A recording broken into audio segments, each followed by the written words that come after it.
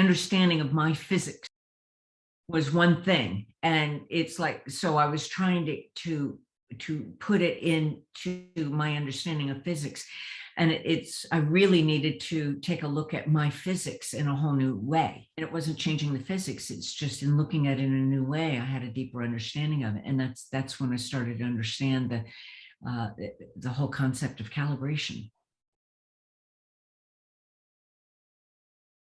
When we're stuck in a space, and we don't know what to do. You let the light do the work, you let it go, and you let the light do the work. And then if you mentally make that choice, I'm going to open myself up to looking at this through new eyes in a new way. What you do is, without even realizing it, you automatically kind of expand it so that you can see the details of it that you couldn't see before, where before maybe you were just broad brushing it, thinking, oh, I got the details down pat. But when you relax into it, you kind of do a Google Maps with yourself. And then you start to see, oh, these elements are in play. Oh, that's how, oh, I get, okay. And so you can still use the principles that you knew. It's just that now you're doing it in a more refined manner. It's not more comfortable. Comfort is comfort zone, but it feels more natural, which can be uncomfortable at the beginning. Plus, it is new, but it feels more natural. That's what you want to keep as your measurement. It could be that little 5-year-old girl wearing 23 petticoats in springtime, skipping along la-di-da with spring breezes. And that's a good feeling. Or it could be someone who has gone really, really deep in their spiritual work. And so they really are feeling that cosmic consciousness. And in that moment, they're just not choosing to now apply that and get down into the trenches of the human experience.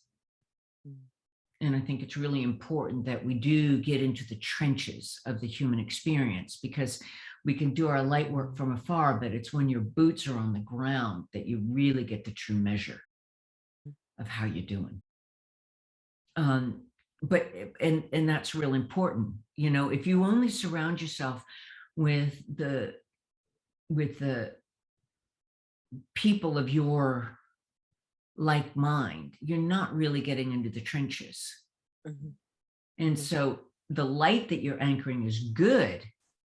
We appreciate it, but it would be a lot more natural, a little uncomfortable, but a lot more natural to get into the trenches, because you incarnated to be in the trenches and to learn how to shine your light while you're in the trenches. In kindergarten is a really important place, and first grade is an important place, but at some time you got to hit junior high school and you got to hit high school. And if you're smart, you go ahead and hit college. These are all the different levels. And so, but that's kindergarten. Not putting it down, but just know where you are on your ascension spiral, your level of ascension. There's something that happened to me today that really hit home in an amazing way. And I've been involved in following the whole UFO, UAP conversation and really deep diving on that. And I'm always interested in history. And I have always, ever since I read Dance of the Wooly Masters in high school, where it translated the mathematics of quantum mechanics into English, quantum mechanics has been something that's fascinated me. And so you have all of these things. I listened to a podcast on Kurt Jaimungal's channel. He's got the TOE channel, the theories of everything. And it's very mathematically oriented because he's a theoretical physicist. And he had this fella on who, his name is Salvatore Pais. Salvatore Pais, and he's an aerospace engineer and with the U.S. Naval Air Station, and also an inventor. And they were talking about the process that he went through to get these patents put through. And now this is really, in my mind, this is huge stuff. The three of the patents that are the strongest is a high frequency gravitational wave generator. And I'll tell you what that is in just a second, because that sounds like really, whoa, what the heck? A craft using an inertial mass reduction device. So basically, he's looking at what these tic tacs are. And I had to write this down, piezoelectricity induced high temperature superconductor. Huh? That's like real engineering stuff. Huh? Is what my first thing was. As I was listening to the conversation, the big thing is that he was coming up with patents on ways to use energy also in our everyday world that can get us off of oil. Now, I know our money is based on oil, and so many things are based on oil, and it's killing the earth. And the technology and the information was there from Tesla's days. And now he finally got these patents in, because there's been a lot of patents along the way that have been denied for national security reasons. But the interesting thing to hear him talk is how it was so very difficult for him to get peer reviewed, because this was outside the box thinking. But the thing is that, and this is the message that really hit home, and he must have said it 3 or 4 different ways, is that he wasn't making up new physics. He was citing all of these really famous physics fellas that I don't know, but Kurt seemed to really know him and be impressed by him. And so, you know, I trust Kurt because I've been following him now for 6, 7, 8 months. And I'll do my due diligence research on my own anyway. But the thought is that he couldn't get peer reviewed. There was jealousy and envy. There were people saying what he was trying to get a patent for was impossible. And he said, but the thing is that I'm using old physics. And he was explaining to Kurt. Kurt was asking really good questions. These questions were over my head, but I'm looking at the energy flowing between them and the comprehension. I'm listening on a vibrational level. I'm asking to be illumined in my human aspect, so that my human aspect could expand to take this on. And he said, I was looking at old physics, but I was looking at it in new ways. And that's how I was able to connect dots in new ways. That's how I was able to come up with these things. You know, and so he finally, since he couldn't get peer reviews because it was so like right in front of their nose, and now we've got human egos that are saying, oh, no, it couldn't possibly work. And basically he was saying, we need to put this into practice. Mm-hmm. You know, and he had to go through all of this process with the high-end scientist on the patent board. And he's got tremendous respect. Other scientists have been slamming at him, trying to pull down these ideas. And he's like, he just doesn't see the sense of it. You know, the man is humble and he's brilliant.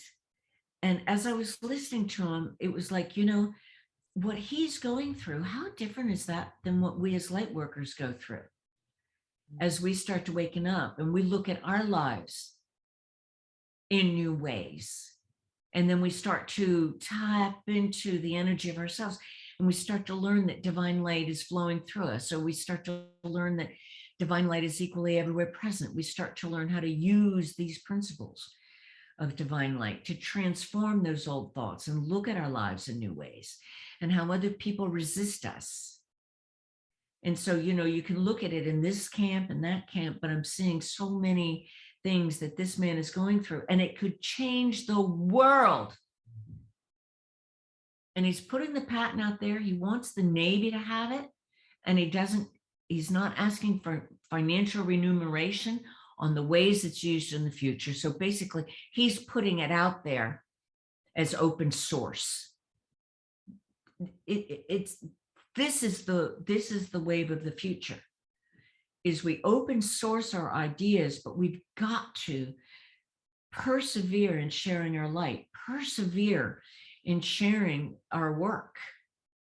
Regardless of what people say, we've got to, it's time to take this great light work that we're doing, like in the light circles, and other people are doing in other light circles, this great light work that we're doing, we've got to bring it down and put it into open source conversation. And that means even at the grocery store, you know? And so, you know, I walk my talk, and I have always been in my particular theme. If I look back on my life, and I've talked about this in other videos, of, you know, you stay hidden in plain sight. And it's so interesting because that's so much of what the government has been doing with the UFO, UAP information, is they just put the information right there in plain sight and they obfuscate it with other things and misdirect. And I was thinking, how often in my own life, when I look back in my childhood, where I astral traveled as a child and then discovered, oh, you can't talk about that. Or I saw the energy flowing between people, and I learned very quickly, oh, you can't talk about that. You know, it's different for the kids coming in now, because the ones of my generation, the generation after, and the generation in front of me have laid a lot of groundwork, you know, and the collective consciousness is in a whole different space.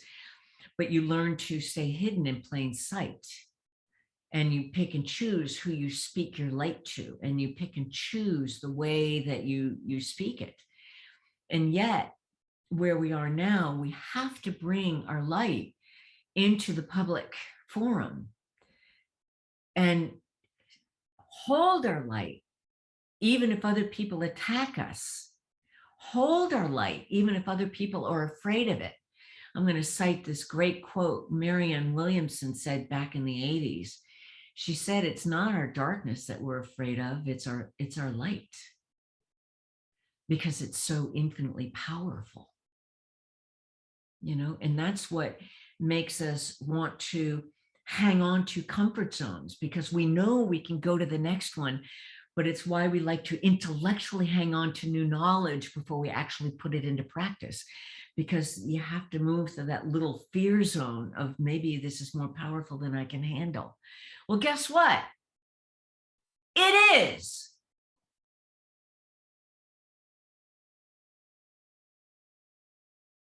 So you got to let this evolve, because it is more powerful than you can handle if you want to step into the new paradigm. But when you relax into yourself and you let your light flow, then it's natural, like we were talking about. It might feel uncomfortable because it's new, but it feels more natural, you know. And when you're in that more natural flow, other people's opinions matter because you want to communicate to them. And so it becomes, and we talked last week about polarity. You know, if they fight back, well, okay, they're fighting back from a seemingly polarized point of view. So you stop and you do the look, let love. You take a look at it, you let go, you let love flow, you let yourself be illumined, and then you try to communicate, because it's a request for communication. They may or may not agree with you. But when you're coming from your natural light state, that if they disagree with you, that's okay, because they ultimately want to see the world through their lens. And maybe seeing the world a moment through their lens will make your lens richer. You know, so it's important that we open ourselves up and look at the world through those different lenses, because none of us have the complete puzzle. It's impossible, because we didn't create the complete puzzle. So as long as we remember that, then it becomes easier to listen to somebody else's point of view and look at old data, look at old beliefs in new ways.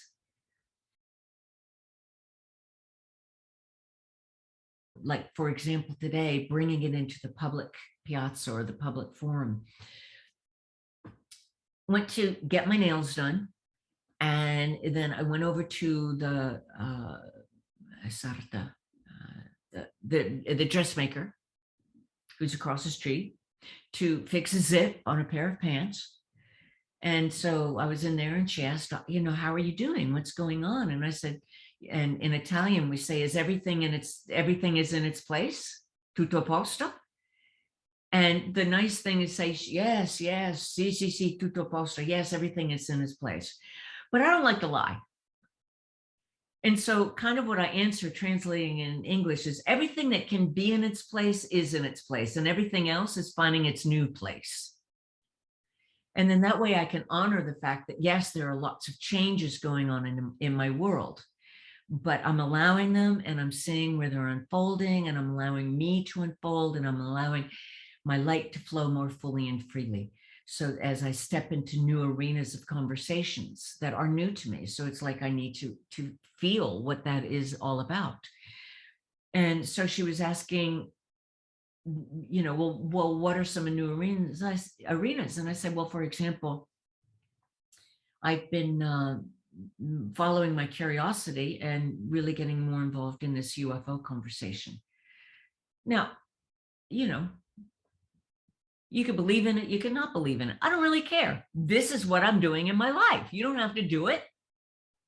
It doesn't matter, because this is where my curiosity flow is taking me. And her face lit up and she said, oh, I did not know that you were interested in that. For how long? And I said, well, my whole life. For as long as I remember, And I chit-chatted, and so that brought up, and we had this entire conversation on the subject that we never would have had. But now, what does that do? That reinforces to me, oh, gee, more people are talking about that. And so it expanded my curiosity zone. And the same thing for her. She was a client for years, and then she went on as a wonderful light worker. I've known her for 27 years. And she called me up the other day, and she was really, really worried because her brother is in the hospital and he has a very, very rare condition. And because it was her brother, it's very hard to stay in your light. You're in your fear. I don't want to lose him and all of this. And so it was just a moment of taking the moment to sit with her, because I'm an outside. I'm emotionally involved with him, but nowhere near like she is. So I can be that more neutral, give neutral testimony and be a neutral presence and give her that space of light and allow her to feel into that fear. Allow her, as you feel into the fear and you let light flow, the fear can be transformed so that she expands into that. And she felt much more comfortable about this, because then now she's in a space of peace and she's able to do the light work for his radiant health healing, if he chooses, because it's his choice too, so that you're not pushing that. And so we worked together, and I said, okay, and let me take this to the light circle, and I'll ask them to add their light to it. And she was very appreciative, and now we have this whole group that is doing light work, and we're just sending it from our divine soul to his divine soul, letting his divine soul have this experience of healing his biological body, and letting his human aspect have the experience of what it feels like to really move into the unknown. And so that whole mechanism of him, and remember, we're multi-layered. So we've got the divine soul, the human ego intellect, but we've got our mental body, emotional body, our psychic body, our soul bodies, divine soul, our divine heart, human heart, the light body. I mean, all of these different aspects of us, and he's learning how to calibrate all of these different aspects. And this is a brand new experience for him, or this is what I got when I asked his divine soul. But back to the concrete with this fellow light worker, the quality of her light work was much deeper than what she was doing before, because she'd moved through the fear. She'd moved into a new paradigm, a new level of peace. And that fear, and even the entanglement, the human energy cords that were running between them, that was cut. because it was that fear that was keeping them attached. So that was cut and transformed and dissolved. Now, the entanglement on that quantum level and the divine soul level, that's always going to be there because we are all entangled with each other on that divine soul level because we live in the entanglement of the Akashic. But so what happened is the nature of her light work was changing. And now he turned the corner. The doctors are saying they didn't know what to do. This is really bad and all of this. But as light workers, we know light works. And he started to really turn the corner. And my friend was really excited, but yet his wife and son, no, he's not out of trouble yet. And they really wanted to hang on to their point of view because they were so in fear of losing him on so many different levels. They didn't want to even see the small thing. But you see, my friend knows that divine light flows where attention goes and manifests where your intention stays focused. And she knows the value of holding the love. And they didn't. So she contacted me again and she said, Glenn, help me out here because it's like, I know if they will focus on that, it will make a huge difference. I know it. And so we sat down and it's again, holding the space and saying, okay, let's take a look at this dynamic through new eyes. Okay. You know what you know. On a 1 to 10 scale, how much are you trying to push what you know on them? It was way up there. And that doesn't work. It's very violent. If somebody tries to push something at you, you're going to resist. And so you hold the space. And so, she let go of that transformation into illumination, letting light flow. And I said, now, see if you can look at it from their view. Where are they coming from? They don't have your knowledge. There's the fear of losing him. There's the superstitious fear that is very, very much present within the Italian culture, if I'm good, then God will do this. And that's very superstitious, and so it's like they're afraid to move for fear of upsetting the apple cart there. And then there's the wanting to do the best that they can to take care of a loved one. And so, well, we need to give him the space. They picked up on that message of giving him space. We need to give him the space to heal. So no interruptions, and so they were isolating, the others from him. And in Italy, they have that right because it's immediate family and all of this. And so, with my friend, I said, so let's just hold the space on that. Let's accept that, so you're not pushing it. That your light work from afar is important. Yes, as a sister, you would love to be there, but let's just hold that space and let's give them the love because, their divine souls are guiding them. And let's just hold that. And she felt it and she felt the expansion. She felt the goosebumps and she was like, okay, yeah, this is the way to go. This is absolutely the way to go. And I heard from her. All excited. And it wasn't even a text message. This is like one of those voice recordings where she's so excited. He not only turned the corner, the doctor said that they've never seen a healing like that, ever. So fast, unbelievable. They're sending him home. And he was like on the critical, they were afraid he was going to die any minute list, like not 7 days ago. And more importantly, the wife and son wanted the whole family there. So it was like a total shift also. And this was just before the doctors pronounced him ready. So this is the thing about where you can't push it, but you hold it. And this kind of ties into what Salvatore Pais did with his experiment. He held it. If he couldn't push it, you reach out to people, you try to get them involved, but if they're not going to get involved, you hold it. And you say, okay, what's the best direction? And you're going to be guided from within. You're absolutely going to be guided from within. So the thing to really take a look at when you look at my friend's story with her brother is she had to let go of being right. Because when we're insistent on being right, then we are holding on so much to our point of view, we're not able to hear the other person's point of view. We're not able to understand what the other person is going through. And we have a tendency to push it. And when you push it, it becomes very violent on an energetic scale, and you're going to get pushed back. Now, friction is good.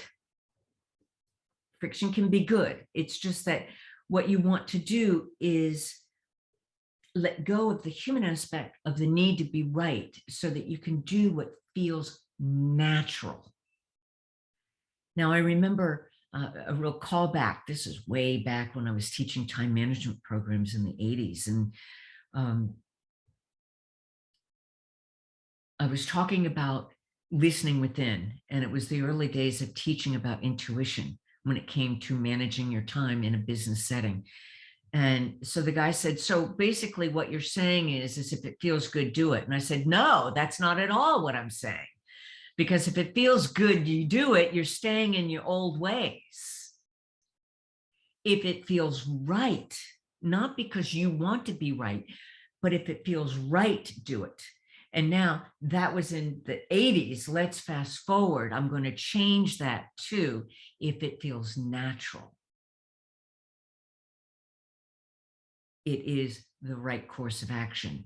And if you stay open, you're also going to be able to do those small course corrections and those calibrations. Like my friend, when she let go of the desire to teach, she wanted to teach so hard and to show them the way so hard that she could let that go and she could drop into, let divine light transform that and drop into what felt more natural. And what feels more natural is swimming in that flow and collaborating and working together and letting divine light do the work. And that's the hardest one of the principles that we talked about in last week's video, is letting divine light do the work.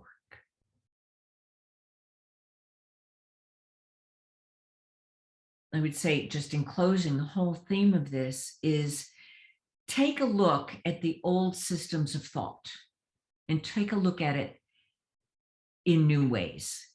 This can be for politics. It can be for your individual life. It can be in your relationships. It can be even in your business. If you're doing something on a big scale, if your business and you're an entrepreneur, or you're wanting to get a new idea out there and it's not moving forward like you want it to, just take that moment to stop and take a look at it in new ways. Do a Google Maps on it.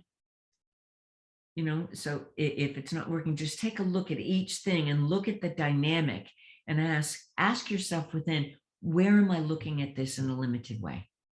Is it this? Is it this? Is it this? Is it this? Where you're looking at it in a limited way, if you say, is it this, you're going to have the sense of expansion. That's what you want to expand on or open up and take a look at, how can I look at this differently? And you will be inspired to see it differently, and you'll understand it in a whole different way if you're open and curious. And so you do in your own life. And this is basically what Dr. Baez was talking about, of how he discovered. I'm putting words in his mouth, but as I listened to him, I went, oh, that's the dynamic. That's exactly what he did to get to it. You know, again, I'm listening to him through my lens. Okay. But so take a look at that and ask yourself, how can I express my light in a public way? How can I be my light in a more natural way? And then it might be uncomfortable, but it's going to feel a whole lot better once you go beyond that comfort zone, because you'll have a conversation with someone on a subject that you never would have had before. You'll start to realize that there are more people that want to talk about what you want to talk about. And this is how we ripple out in the world. Thank you so much for listening, and thank you so much for being interested in learning on how to live your light more fully and freely with emotional freedoms that you haven't even yet begun to dream of. And that gives you the courage and clarity to live your divine soul purpose. Now, just so that I play well with the algorithms here on YouTube, be sure to like the video. Please leave me a comment, because I do love more two-way conversations, and subscribe if you want to stay in touch with any of the new material that I'm putting out there.